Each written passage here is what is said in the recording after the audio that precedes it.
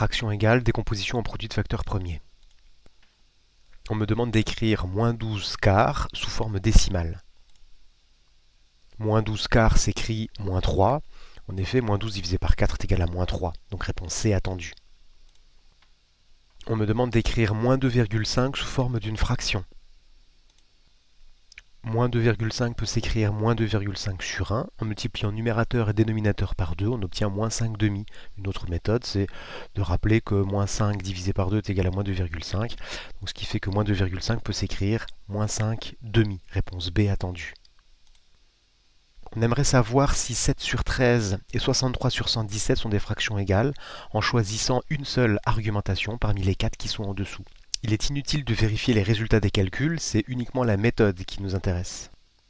On peut utiliser la méthode du produit en croix. On multiplie 7 par 117, 819. On multiplie 13 par 63, 819. Les deux résultats sont identiques, donc du coup les deux fractions sont bien égales. Réponse A attendue. Parmi les 4 droites graduées, donc il faut choisir celle qui correspond au placement du point M d'abscisse moins 8 septièmes. Dans cette situation, il y a bien 7 segments entre 0 et 1, donc il est facile de repérer première graduation. Donc à gauche de 0, c'est moins 1 septième, puis moins 2 septièmes, moins 3 septièmes, etc.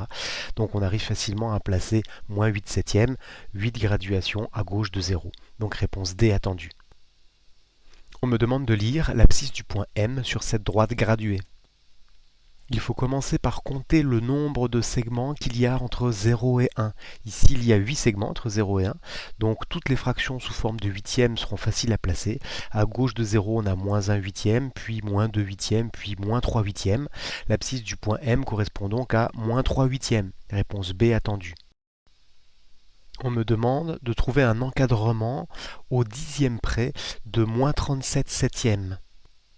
Dans l'énoncé, on a une valeur approchée de moins 37 septièmes. Je vous conseille d'enlever le signe et de créer l'encadrement au dixième près de 5,2857.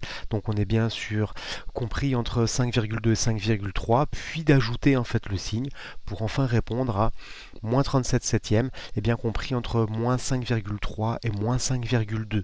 Réponse D attendue. On nous demande un encadrement au centième près de 28 tiers.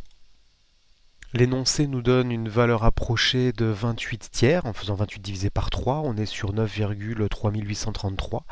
Donc du coup, on crée l'encadrement au centième près, c'est-à-dire deux chiffres après la virgule de 9,3833. 28 tiers est donc compris entre 9,38 et 9,39.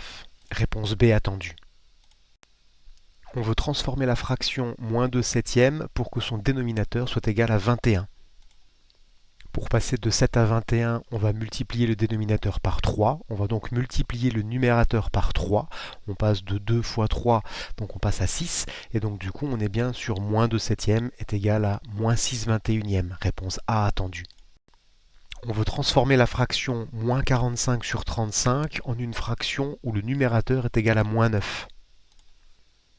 Pour passer de moins 45 à moins 9, on divise par 5, parce que moins 9 multiplié par 5, ça fait bien moins 45.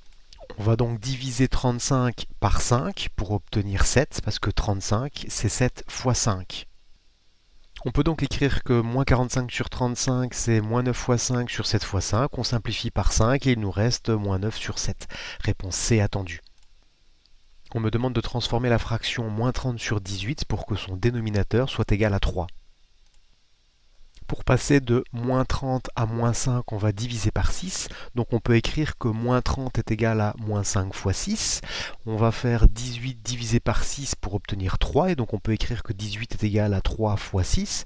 Donc à partir de cette écriture, moins 30 sur 18 est égal à moins 5 fois 6 sur 3 fois 6. On va simplifier par 6 pour obtenir tout simplement moins 5 tiers. Donc réponse B attendue.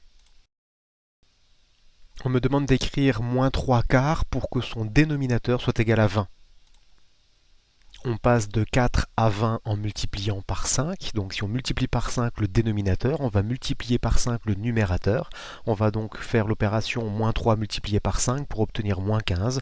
On peut donc dire que la fraction moins 3 quarts est égale à moins 15 vingtièmes. Réponse B attendue. On demande un encadrement au dixième près de la fraction moins 37 septièmes. L'énoncé nous donne une valeur approchée de moins 37 septièmes, moins 37 divisé par 7, qui est à peu près égal à moins 5,2857. On va encadrer au dixième près 5,2857, qui est compris entre 5,2 et 5,3. On passe ensuite à l'encadrement de moins 5,2857, qui est compris entre moins 5,3 et moins 5,2. On fait bien attention à la place des différentes valeurs. Nous pouvons maintenant dire que moins 37 septièmes est compris entre moins 5,3 et moins 5,2. Réponse B attendue. Une seule ligne est correcte, il faut trouver laquelle. Quand les fractions ont le même dénominateur, on peut comparer les numérateurs. Ici, moins 5 est plus grand que moins 12, donc on a bien moins 5 tiers est plus grand que moins 12 tiers. C'était la réponse C qui était attendue, toutes les autres lignes étaient fausses. Parmi les 4 listes de nombres, une seule ne contient que des nombres premiers. Il faut trouver laquelle. C'est la liste A qui ne contient que des nombres premiers. Sur la liste B, 18 n'est pas un nombre premier. Sur la liste C, 21 n'est pas un nombre premier. Et sur la liste D, 25 n'est pas un nombre premier.